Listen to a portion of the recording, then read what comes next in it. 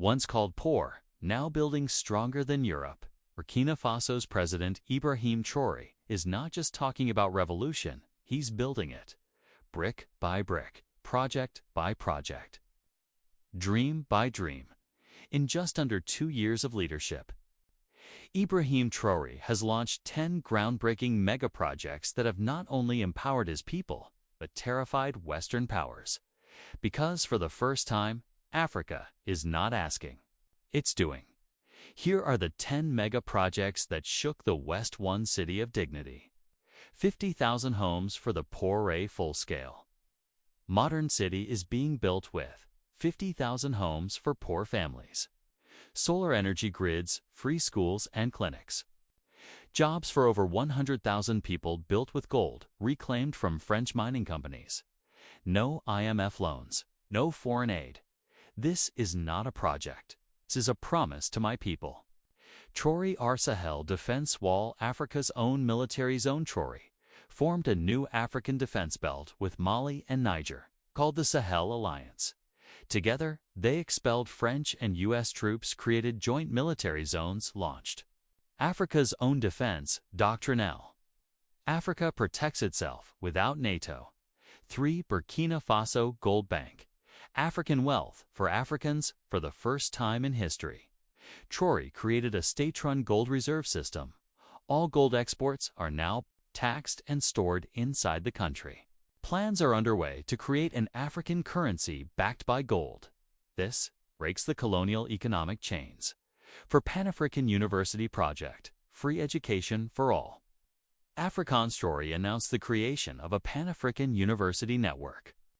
Free education in science, tech, agriculture, and history scholarships for poor African students. Curriculum focused on anti-colonial truth and real African history. We won't teach lies written in Paris. We will teach truth born in Africa. 5. Green Sahara Program, turning desert into life with local farmers and engineers. Traoré launched tree planting across 1,000 kilometers, solar-powered irrigation systems, organic agriculture zones for food independence. Africa is not dry. Africa is rising. Green. 6. Burkina Faso Tech Valley. The African Silicon Core. Traoré partnered with young African coders and engineers to create a tech city with 5G, AI labs, and coding schools, data centers for African cloud independence. Job training centers to fight youth unemployment. Why should Silicon Valley be only in California? 7. National Healthcare Revolution. Clinics in every village instead of big private hospitals.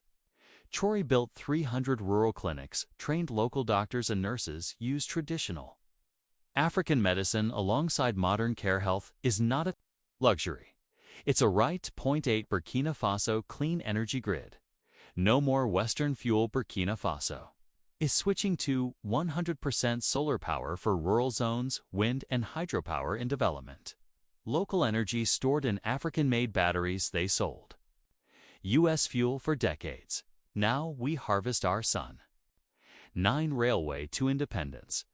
Africa's Freedom Track. Traoré began constructing a regional railway connecting Burkina Faso, Mali, and Niger for trade, food, and people. Not colonizers, built by local engineers. No World Bank loans. West Africa is connecting without France. African Arts and Media Complex, taking back the African story to fight cultural colonization. Traoré is building a media city for African documentaries, movies, and music. Pan-African news networks. Studios to support local creators and traditional storytelling. The West told lies about us for centuries. Now we will speak. Why is the West shocked? Because Traoré isn't asking for money, isn't controlled by the IMF, or France isn't scared to speak up.